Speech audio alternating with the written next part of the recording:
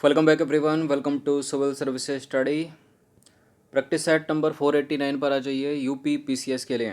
और इस टेस्ट में हम प्रैक्टिस करने वाले हैं इंडियन पॉलिटी के इम्पोर्टेंट प्रश्नों पर। तो चलिए स्टार्ट करते हैं। तो क्वेश्चन नंबर 1 पर आ जाइए। पंचायती राज व्यवस्था सबसे पहले राजस्थान के किस जिले में आई थी? सबसे पहले पंचायती राज व्यवस्था आई राजस्थान में, उसके बाद आंध्र प्रदेश में। लेकिन राजस्थान का डिस्ट्रिक्ट कौन सा था? बहुत बार प्रश्न ये अलग अलग कॉम्पिटिटिव एग्ज़ाम में, ठीक है, और पीसीएस में भी पूछा गया है। और इसका उत्तर है ना तो बीकानेर, ना ही जयपुर, ना ही उदयपुर, नागौर जिला राजस्थान का। तो देखिए 1958 में 1958 में राष्ट्रीय विकास परिषद ने बलवंत राय मेहता समिति की सिफारिशें स्वीकार की तथा 2 अक्टूबर 1959 को राजस्थान के नागौर जिले में तत्कालीन प्रधानमंत्री जवाहरलाल नेहरू द्वारा देश की पहली त्रिस्तरीय पंचायती राज व्यवस्था का उद्घाटन किया गया। ठीक है। और वर्ष 1993 में 73वां व 74वां संविधान संशोधन के माध्यम से भारत में त्रिस्तरीय पंचायती राज व्यवस्था को संवैधानिक दर्जा प्राप्त हुआ। ठीक है। अब देखिए भारत में त्रिस्तरीय पंचायती राज व्यवस्था में ग्राम पंचायत ग्राम स्तर पर, पंचायत समिति मध्यवर्ती स्तर पर और जिला परिषद जिला स्तर पर शामिल है। और उन महान व्यक्ति का नाम ऊपर दे दिया है। ठीक है, बलवंत राय मेहता। क्वेश्चन नंबर 2 पर आ जाइए। दिल्ली को the national capital territory of Delhi NCT यानी राष्ट्रीय राजधानी प्रदेश संविधान के किस संशोधन से बनाया गया? बताइए। 63वां, 69वां, 74वां, 76वां? प्रश्न इंपॉर्टेंट है, रिपीटेड है, कॉम्पिटिटिव एग्जाम में कई बार पूछा गया है। 69वां संविधान संशोधन अधिनियम। तो 69वां या 69वां संविधान संशोधन 1991 में हुआ था ये। और इसके तहत दिल्ली को विशेष केंद्र शासित प्रदेश का दर्जा दिया गया। एनसीटी की स्थापना 1 फरवरी 1992 को पूर्ण हुई। क्वेश्चन नंबर 3 पर आ जाइए। निम्नलिखित में से कौन सा विषय 7वीं अनुसूची की समवर्ती सूची में है? 12 अनुसूचियां हैं मूल वर्तमान संविधान में। मूल संविधान में कितनी थी? 8। ठीक है। और जो 7वीं अनुसूची है उसमें 7वीं जो सूची है, 7वीं अनुसूची में 3 सूचियाँ, संघ सूची, राज्य सूची, समवर्ती सूची। संघ सूची पे संघ सरकार कानून बनाएगी, राज्य सूची पे राज्य सरकार बनाएगी, समवर्ती सूची पे राज्य भी बनाएगा और केंद्र भी बनाएगा। ठीक है। तो यहाँ पर जो 1 है ना, 1 वो समवर्ती सूची का विषय है, ऑप्शन नंबर बी। तो भारतीय संविधान की 7वीं अनुसूची में 3 सूचियाँ हैं, संघ सूची, राज्य सूची और समवर्ती सूची। संसद तथा राज्य विधानसभा दोनों ही समवर्ती सूची में शामिल विषयों पर कानून बना सकते हैं। समवर्ती सूची में क्या क्या आता है? स्टाम्प ड्यूटी, ड्रग्स और जहर, बिजली, समाचार पत्र, आपराधिक श्रम, आपराधिक कानून, श्रम कल्याण जैसे कुल 52 विषय शामिल हैं। ठीक है। और मूल संविधान में ये 47 थे, बाद में बढ़ाए गए। अब वर्ष 1976 में हुआ था एक 42वां संविधान संशोधन, जिसके माध्यम से राज्य सूची के 5 विषयों को समवर्ती सूची में स्थानांतरित कर दिया गया। बहुत पूछते हैं इसको। ठीक है, कि निम्नलिखित में से कौन से विषय हैं जो पहले राज्य सूची में आते थे और उसके बाद 42वें संविधान संशोधन 1976 के द्वारा समवर्ती सूची में डाल दिए गए। ठीक है, कंकरेंट लिस्ट में डाल दिए गए। कौन कौन से हैं वो 5 विषय? शिक्षा, वन्य जीवों एवं पक्षियों का संरक्षण, वन, मापतोल और न्याय प्रशासन। क्यों ऐड किया गया है ये प्रश्न बताइए?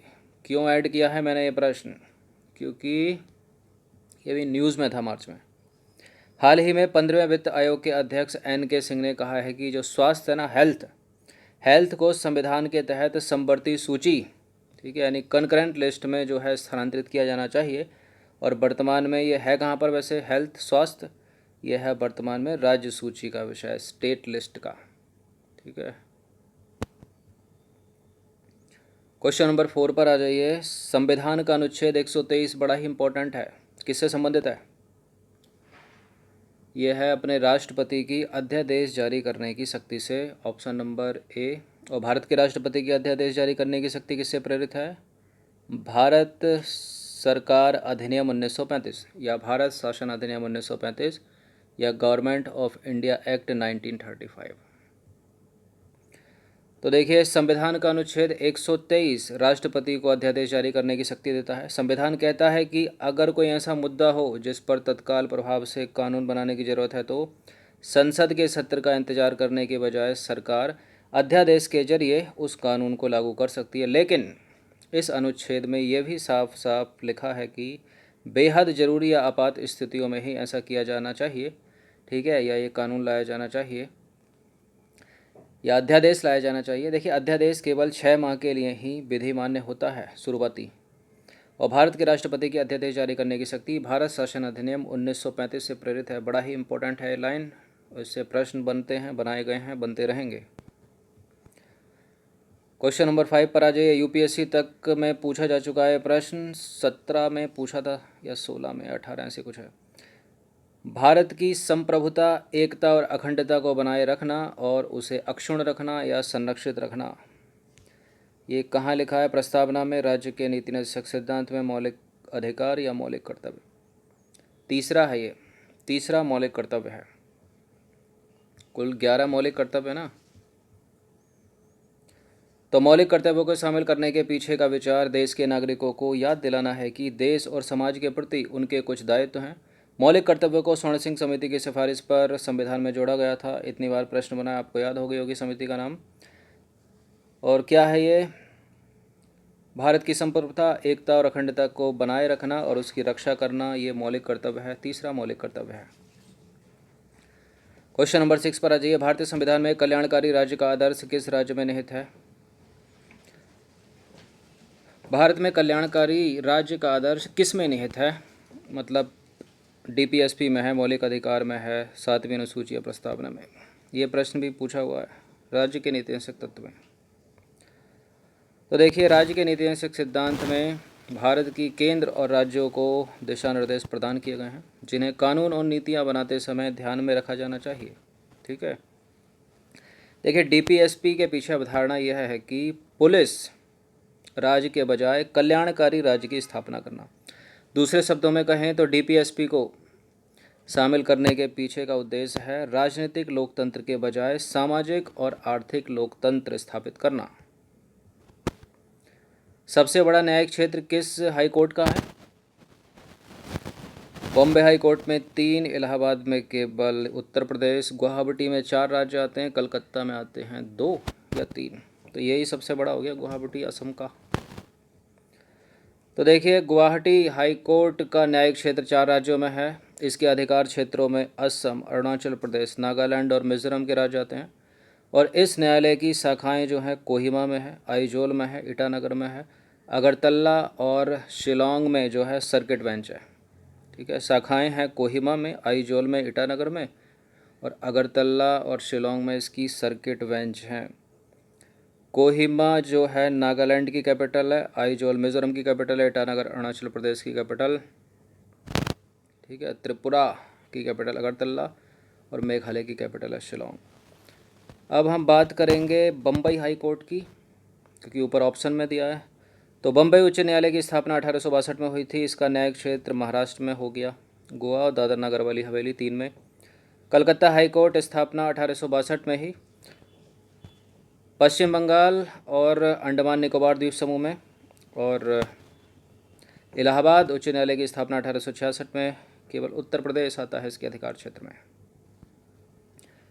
क्वेश्चन नंबर 8 पर आ जाइए। भारत के संविधान की निम्नलिखित अनुसूचियों में से किस एक में दल बदल विरोधी से संबंधित प्रावधान है? इसका उत्तर तो सभी को पता होगा, ये है, क्या है? 10वीं अनुसूची। तो 1985 के 52वें संविधान संशोधन अधिनियम ने 10वीं अनुसूची को संविधान में जोड़ा। इसे दल बदल विरोधी कानून के रूप में जाना जाता है।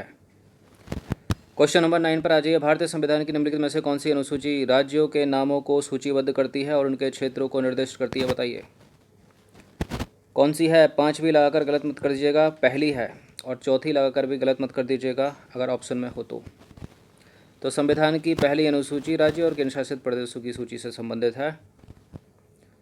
क्वेश्चन नंबर 10 है। निम्नलिखित में से कौन सा कथन भारत के संविधान की चौथी अनुसूची का सही वर्णन करता है? क्या है चौथी अनुसूची में? विभिन्न राज्यों के लिए राज्यसभा में स्थानों या सीटों का आवंटन। ठीक है, जहाँ सीटों का आवंटन लिखा हो ना उसी को करेक्ट कर देना, डी है इसका आंसर। तो चौथी अनुसूची राज्य परिषद की सीटों का आवंटन करती है। ठीक है, राज्य विधान परिषद की सीटों का आवंटन करती है, फॉर एग्जांपल राज्यसभा में, मतलब संसद के ऊपरी सदन में। क्वेश्चन नंबर 11 पर आ जाइए। निम्नलिखित में से कौन सा विधेयक भारतीय संसद के प्रत्येक सदन द्वारा विशेष बहुमत से अलग अलग पारित किया जाना चाहिए? थोड़ा दिमाग लगाइए इसमें। साधारण विधेयक है तो अलग अलग पास करने की आवश्यकता है नहीं। ठीक है, मतलब ये तो साधारण तरीके से ही हो जाएगा ना लोकसभा राज्यसभा में जाके, लेकिन विशेष बहुमत बोला है तो साधारण विशेष बहुमत तो होगा नहीं, गलत है पहला। धन विधेयक पर केवल लोकसभा का अधिकार है। ठीक है, तो ये भी नहीं होगा। वित्त विधेयक भी मिलता जुलता ही होता है, लेकिन यहाँ उत्तर सही हो जाएगा संविधान संशोधन विधेयक, ऑप्शन नंबर डी। तो देखिए, भारत के भाग 20 का अनुच्छेद 368 संसद को संविधान तथा इसकी प्रक्रियाओं को संशोधित करने की शक्ति प्रदान करता है। संविधान संशोधन विधेयक भारतीय संसद के प्रत्येक सदन द्वारा विशेष बहुमत से अलग अलग पारित किया जाना चाहिए और राष्ट्रपति के समक्ष बिल को पेश करके उनकी अनुमति मिलने पर संविधान माना जाएगा। ठीक है, अनुमति मिलने पर जो है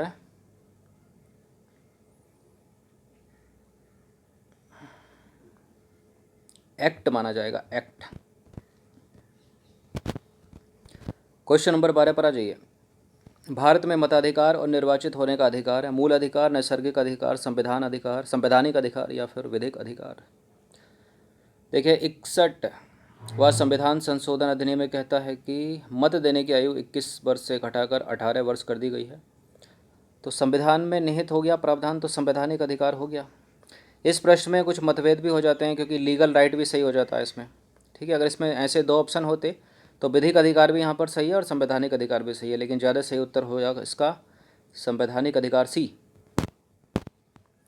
तो भारत में मताधिकार और निर्वाचित होने का अधिकार एक संवैधानिक अधिकार है। अनुच्छेद 326 के अनुसार लोकसभा और राज्य की विधानसभाओं के लिए चुनाव जो है वयस्क मताधिकार पर किया जाना तय किया गया है।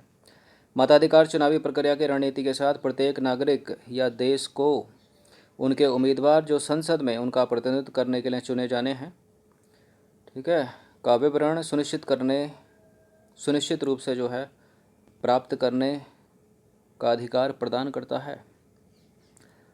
तो कॉन्स्टिट्यूशनल राइट है मत देने का अधिकार और निर्वाचित होने का अधिकार। ऑप्शन में आएगा तो लीगल राइट भी करेक्ट कर दीजिएगा। क्वेश्चन नंबर 13 पर आ जाइए। निम्नलिखित उद्देश्यों में से कौन सा एक भारत के संविधान की उद्देशिका में सन्निविष्ट नहीं है? भारतीय संविधान की उद्देशिका या प्रस्तावना में विचार की स्वतंत्रता है, अभिव्यक्ति की स्वतंत्रता है, विश्वास की स्वतंत्रता है, लेकिन आर्थिक स्वतंत्रता नहीं है। देखिए, आर्थिक तो न्याय है ना, 3 प्रकार का न्याय है, सामाजिक, आर्थिक और राजनीतिक न्याय है। 5 प्रकार की स्वतंत्रता है, 2 प्रकार की समता है, समानता है। कई बार बताया, इनको याद रखिएगा हमेशा।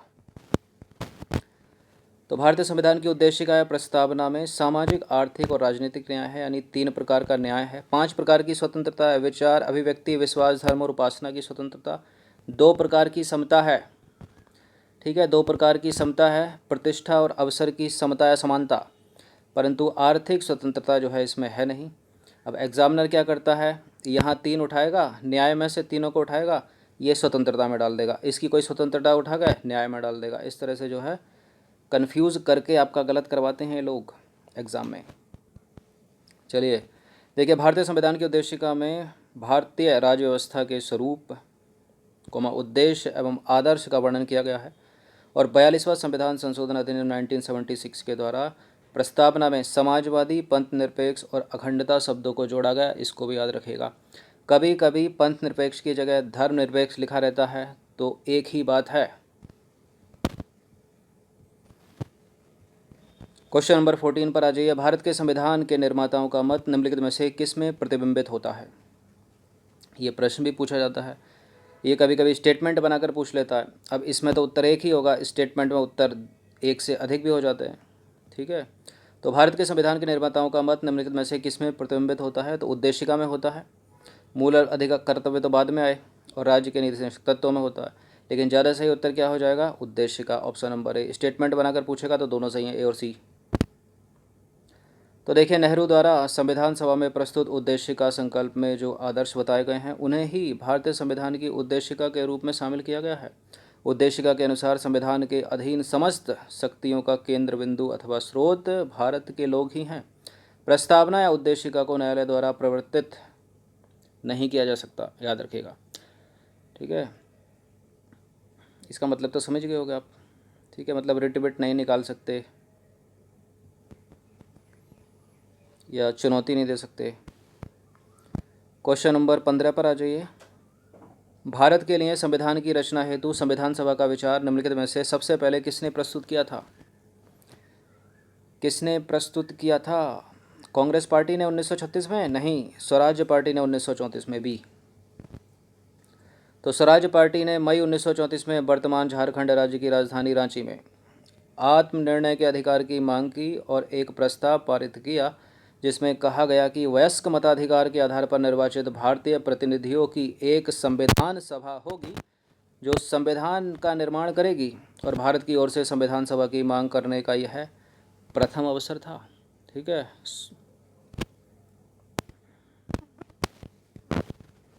स्वराज्य पार्टी 1934। तो पॉलिटी के ये 15 प्रश्न थे, थोड़ा हम तीव्र गति से चले हैं। अगर आपको लगा हो तो यूट्यूब के प्लेबैक की स्पीड में जाकर कम कर लीजिएगा। चलिए, प्रैक्टिस करते रहिए हर दिन। धन्यवाद।